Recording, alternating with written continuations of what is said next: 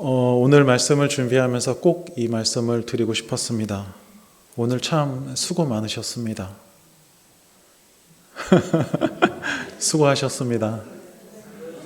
네, 네.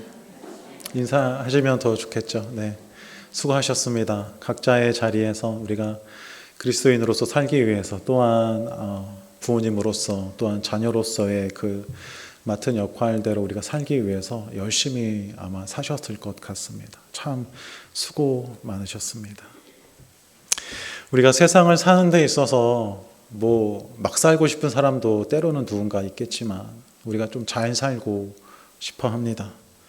우리가 또한 성도로서 살기 위해서 또 성도로서 잘 살기 위해서는 우리는 항상 하나님의 도움을 바라고 하나님의 도움을 얻으면서 주님이 주신 힘으로 살아야 합니다.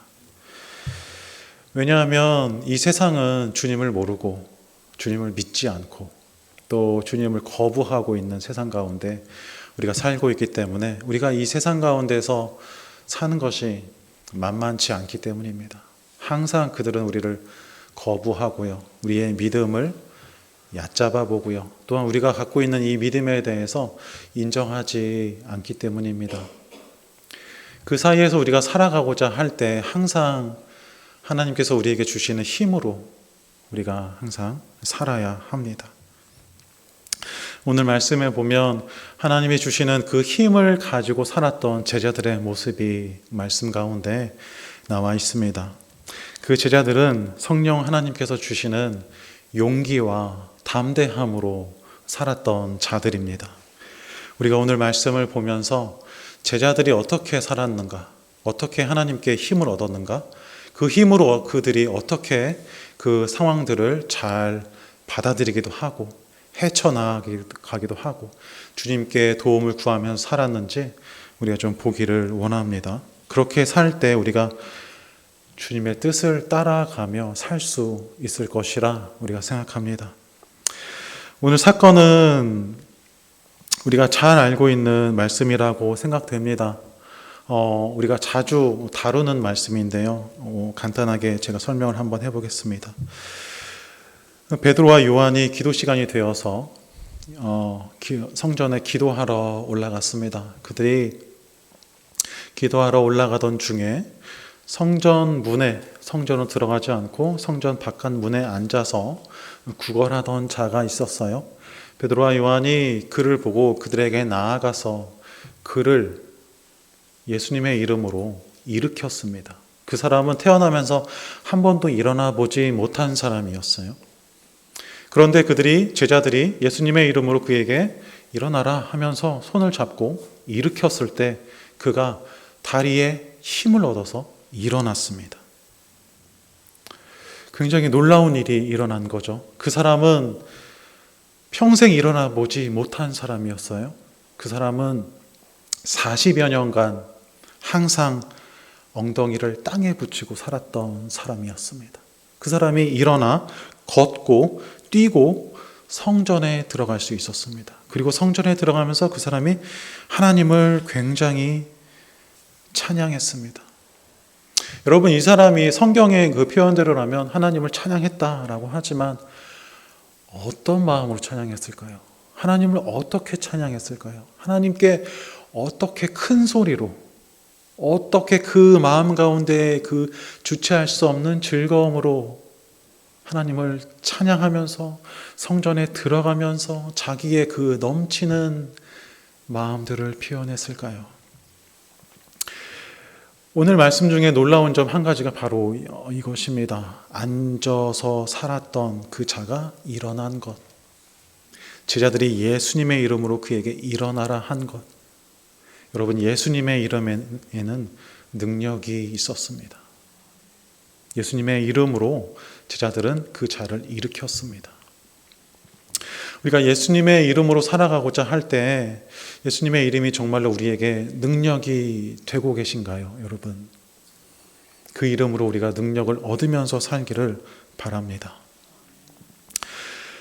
또 한 가지 이 사건 가운데 놀라운 점이 뭐냐면요. 첫 번째 놀라운 거는 앉은 자가 일어났다는 것이 예수님의 이름으로 일어났다는 것이 너무나 놀라운 점이었고, 또 한 가지 이 사건 가운데 놀라웠던 점은 이 제자들의 마음, 제자들의 태도입니다. 이 제자들이 맞이하고 있는 상황입니다. 제자들은 성전에 들어가고자 했습니다. 기도 시간이 되어서 기도하러 성전에 들어가고자 했어요. 그러나 여러분, 이 우리가 읽은 3장의 말씀, 그 말씀 밖에서 보이는 이 말씀은요, 굉장히 위험한 상황입니다. 여러분, 그 상황 가운데 제자들이 성전에 들어가고 있는 지금 상황이에요. 제자들은 담대함을 가지고 지금 성전에 들어가고 있는 중입니다. 왜 그런가 한번 생각해 보겠습니다. 생각해 보세요. 예수님이 십자가에서 죽으신 지 지금 얼마나 됐는지 한번 생각해 볼 수 있으시겠어요? 예수님이 십자가에서 죽으신 지 지금 시간이 얼마쯤 지났을까요? 다시 말하면 이 제자들은 지금 많은 사람들의 어떤 핍박과 시련의 상황 가운데, 그것이 언제든지 일어날 수 있는 상황 가운데 성전에 들어가고자 하고 있었다는 것이었어요. 예수님이 돌아가시고요, 성령 하나님께서 제자들에게 임할 때가 언제였습니까? 예수님이 십자가에서 죽으실 때가 6월절 무렵이었어요. 그리고 그 뒤에 50일, 2달이 채 지나지 않은 시간에 오순절이 있습니다. 그 오순절 상황 가운데 성령 하나님께서 제자들에게 임한 것이었어요. 예수님이 사람들에게 죽임을 당한 지 채 2달이 되지 않은 상황이었다는 겁니다. 사도행전 2장에 성령 강림 사건이 있었고, 오늘 읽은 말씀이 사도행전 3장이니까요. 예수님이 돌아가신 지 한 2달 정도가 되었을까요? 그 상황인 거예요. 베드로가 예수님이 죽으실 때, 예수님이 사람들에게 잡혀 가실 때 베드로가 무엇 했는지 여러분 기억하세요? 베드로가 나는 예수님 모른다, 부인하면서 예수님 거절하고 도망가지 않았습니까? 제자들이 다 그 당시에 다 도망갔습니다. 왜 도망갔습니까? 그들이 무엇을 무서워하면서 도망갔죠? 예수님과 같이 잡힐까 하여 도망갔던 것 아니에요? 사람들은 예수님을 잡아갔고 예수님의 제자들이라고 하면 마찬가지로 잡아갈 수 있는 어려운 상황이었습니다. 그 상황에서 시간이 그렇게 많이 지나지 않았다는 거예요. 그 상황 가운데 제자들은 성전에 들어가고 있었습니다. 앉은 자에게 예수님의 이름으로 일어나라 말했습니다. 그가 일어났어요. 그가 일어나고 내가 일어났다, 내가 항상 앉아있던 자였는데 내가 이제 일어나서 성전에 들어간다, 소리 지르며 하나님을 찬양했습니다. 많은 사람들이 이 소식을 들었어요. 많은 사람들이 이 이야기를 들었습니다. 소리치는 자의 소리를 들었겠죠. 어떤 상황입니까? 예수님을 죽이고자 했던 자들에게 이 예수님의 제자라고 하는 사람들이 지금 또 한 번 성전 앞에서 소동을 일으키고 있는 상황이었다는 것이죠. 생각해 보세요. 예수님이 잡혀갈 때 도망갔던 제자들이에요. 그런데 지금은 성전에 들어가고 있어요. 예수님의 이름으로 복음을 전하고 있어요. 일어나라 말하고 있어요. 그리고 또한 일어난 자에게 함께 성전에 들어가고 있는 거예요. 제자들은 이제 두려워하지 않는 것 같습니다. 제자들은 이제 담대함을 가지고 예수님을 전하고 있는 것 같아요. 여러분, 아니나 다를까 이 소동 가운데 많은 사람들이 성전 안으로 달려 들어왔습니다. 그리고 이 일이 무슨 일인가 굉장히 궁금해했어요. 순식간에 베드로와 요한은 많은 사람들 가운데 휩싸이게 됐습니다. 저는 이 말씀을, 사도행전 3장의 말씀을 한 절 한 절 읽으면서, 물론 우리가 이 말씀의 이 마지막이 어떻게 되는지 알고 있지만요, 이 말씀만 한 절 한 절 읽어가면 한 절 한 절이 아슬아슬합니다.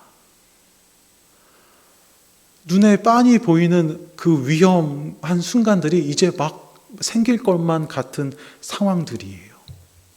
저라면 아마 그 일으킨 자를 좀 조용히 시키지 않았을까? 아니면 성전에서 조금 이렇게 외곽에 불러와서 이렇게 사람들이 소동하지 않게. 그런데 제자들은 담대했습니다. 전혀 개의치 않았어요. 그들에게 복음을 전했고 많은 사람들이 몰려오자 그들에게도 자기가 가진 예수님의 복음을 전했습니다. 내가 한 행동이 무엇인가? 예수님의 이름으로 전했더니 그가 일어났다라고 가감없이 복음에 대해서 전했다는 거예요. 그들은 다른 마음을 갖게 됐습니다.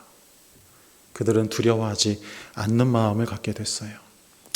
여러분, 제자들은 어떻게 이 변화 가운데 어떻게 이렇게 달라진 마음을 가질 수 있었을까요?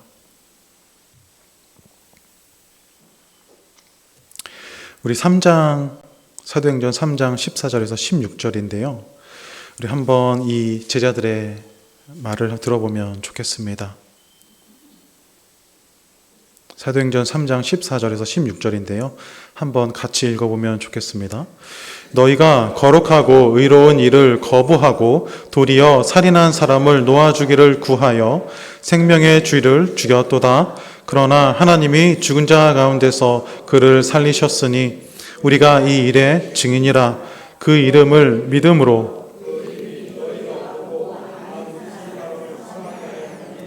예수로 말미암아 난 믿음이 너희 모든 사람 앞에서 이같이 완전히 낫게 하였느니라. 제자들은 전혀 두려워하고 있지 않는 것 같죠. 그들이 도망쳤던 예수 그리스도의 복음에 대해서 이제는 이 복음이 그 사람을 일으켰다라고 말하고 있어요.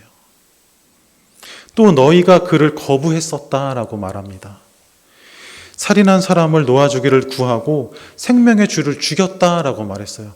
제자들은 오히려 사람들을 도발하고 있는 것처럼 보이기도 합니다. 제자들은 담대해졌습니다. 제자들은 사람들을 더 이상 무서워하지 않았습니다. 그들은 두려운 마음에 휩싸이기보다는 그들 안에서 역사하시는 하나님의 일하심을 따라서 담대하게 복음을 전하기를 주저하지 않았다는 것이에요. 여러분, 이것은 연습으로 되는 것이 아니지 않습니까? 여러분, 우리의 마음이 연습으로, 노력으로, 다짐으로 어디 잘 되던가요? 그들 안에는 성령 하나님이 계셨습니다. 하나님을 향한 믿음 가운데 그들이 있었고, 그들이 그 마음을 주장하시는 하나님께 자신의 모든 마음들을 내어드리면서 성령 하나님이 그들을 주장하실 수 있게 되었던 것이에요. 그들이 더 이상 두려움에 휩싸이지 않고 인도하시는 하나님의 일하심 가운데 자기들이 온전히 그 사건들을 따라가면서 복음을 전하는 자들이 되었던 겁니다. 여러분, 복음을 전한다는 것은요, 이렇게 뭔가 감당할 일이 생깁니다. 여러분, 세상은 우리를 거부하고요. 이 거부하는 세상 가운데 우리가 복음을 전한다는 것, 우리가 믿는 자로 살아간다는 것, 우리가 교회 안에서도요, 하나님을 잘 믿는 자로, 내가 하나님을 한번 잘 믿어보겠다, 하나님의 뜻이 무엇인가 내가 그대로 한번 행해보겠다라고 할 때에는요, 우리에게 많은 수고로움이 따라옵니다. 우리에게 많은 헌신의 순간들이 따라옵니다. 하나님은 우리에게 이것을 요구하세요. 우리가 당연히 이것을 드릴 것으로 알고 이 마음을, 이 상황을, 이 어려움을 우리가 좀 감당할 수 있는 우리가 되었으면 좋겠어요. 제자들은 이 많은 사람들에게 휩싸인 소동뿐만이 아니라 이 소동으로 인해서 종교 지도자들에게 잡혀가게 됩니다. 그리고 다음 날이 되었어요. 잡히고 그 다음 날 제자들은 더 많은, 더 중요한 사람들 앞에 서서 신문을 받게 됩니다. 그 자리 가운데 예루살렘 가운데 있었던 많은 종교 지도자들이 베드로와 요한을 신문하기 시작했습니다. 예전 같았으면 도망갔을, 예전 같았으면 부인했을, 예전 같았으면 내가 예수님을 알지 못한다라고 저주했을 그 마음이 이제는 예수님을 나의 구주로 고백하고 잘 이렇게 복음을 전하는 그들의 모습을 우리가 보게 된다는 것이, 우리 한 번 더 봤으면 좋겠는데요. 사도행전 4장 9절에서 10절 말씀입니다. 그 제자들이 그들 앞에서 뭐라고 말하나 한번 들어보겠습니다. 사도행전 4장 9절입니다. 만일 병자에게 행한 착한 일에 대하여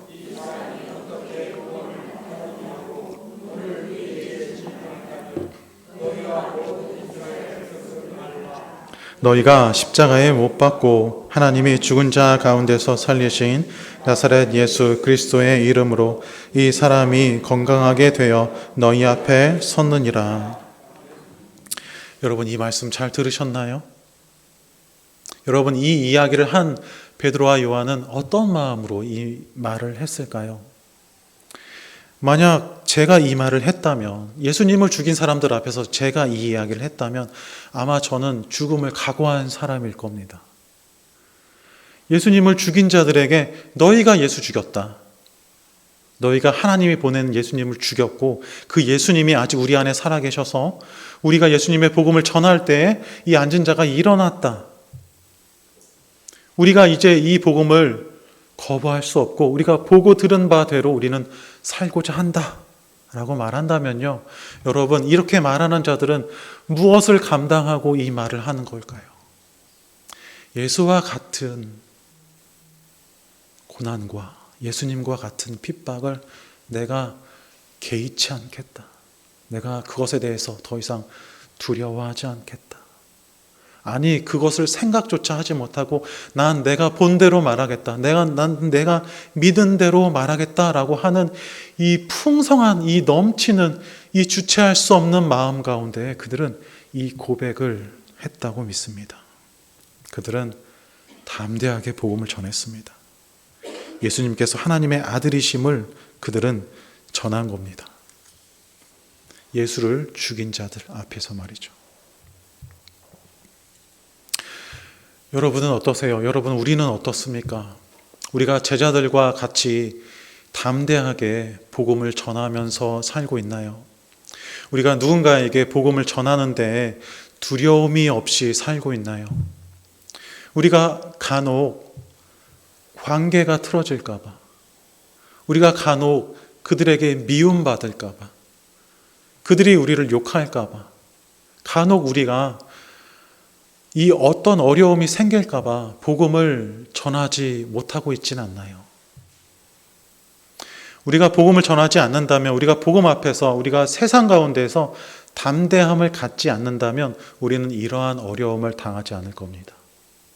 우리가 속마음으로 원하는 것이 이것이겠죠.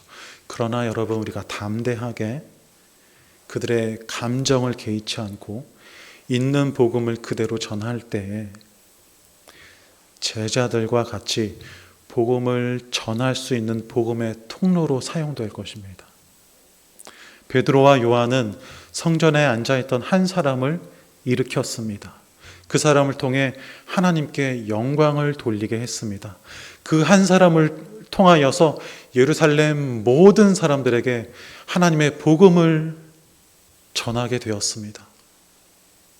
거기에 얼마나 많은 사람들이 와서 그 복음을 들었을까요? 하나님이 나를 일으키셨다, 저들이 나를 일으켰는데 저들이 예수의 이름으로 나를 일으켰다 라고 하는 이 소리를 예루살렘에 있던 얼마나 많은 사람들의 수가 이 말씀을 들었을까요? 사도행전 4장 4절은 남자의 수가 5천이었다라고 했습니다. 담대하게 복음을 전하는 자의 그 입술을 통해서 한 사람이 구원을 얻고 그 사람을 통하여 5천 명의 사람들이 예수님을 향한 믿음을 갖게 되었습니다. 또한 이 사건을 통하여서 제자들은 죽음의 위협 가운데 있었지만 종교 지도자들 가운데에 복음을 전할 수 있는 기회도 또한 얻게 되었습니다. 대제사장들과 서기관들과 바리새인들과 예수님을 죽였던 자에게 예수님의 복음을 전할 수 있었습니다. 여러분, 담대함을 갖지 않고는 이런 일들이 일어나지 않을 겁니다.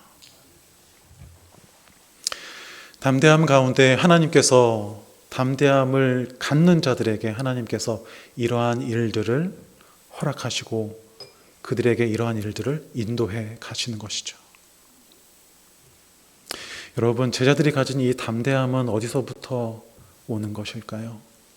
우리는 어떻게 이 담대함을 우리 가운데도 가질 수 있을까요? 우리가 주저하는 순간, 우리가 두려워하는 순간, 우리가 다른 것을 걱정하는 그 많은 순간들 가운데 우리는 어떻게 이 담대함을 또한 우리가 가질 수 있을까요?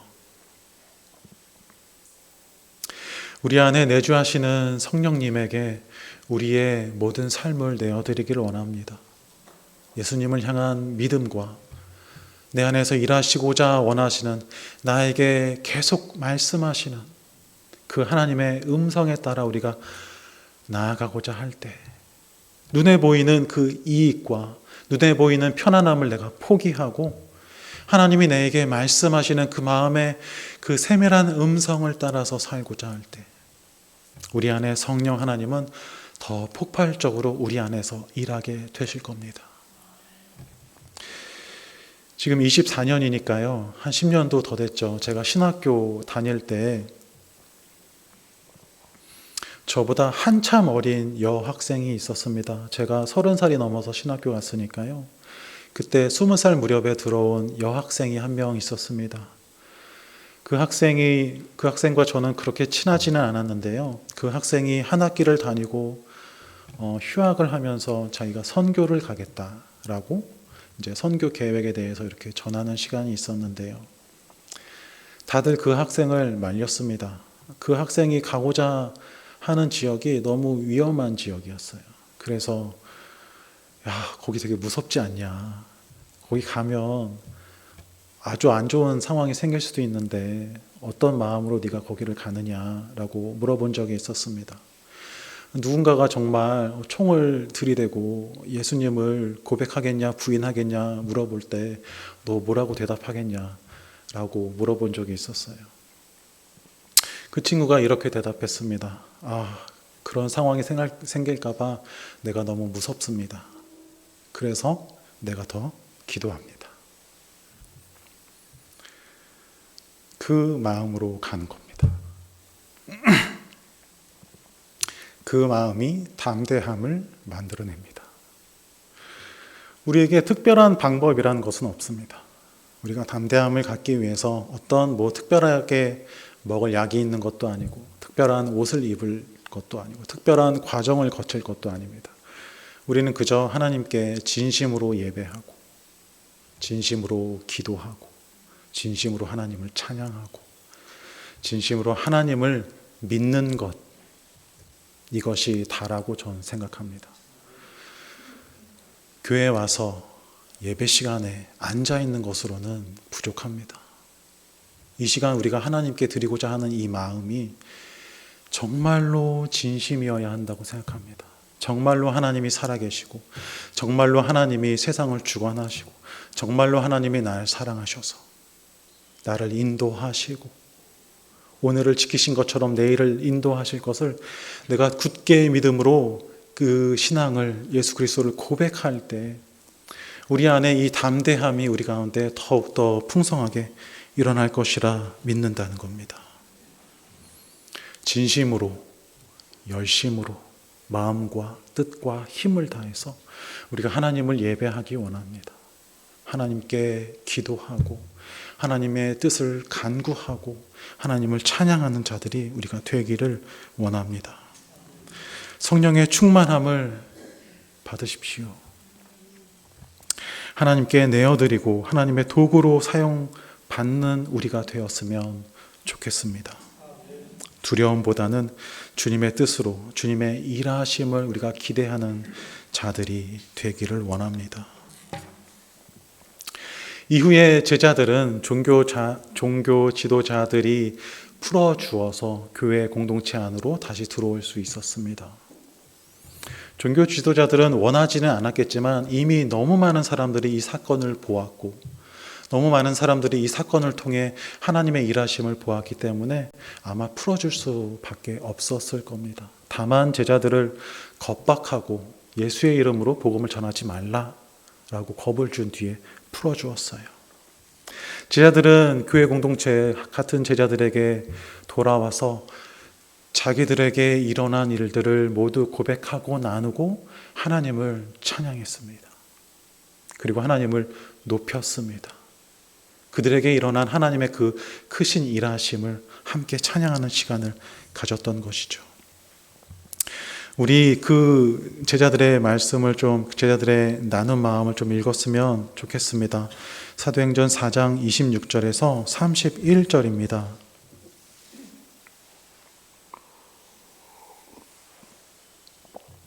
조금 길지만요.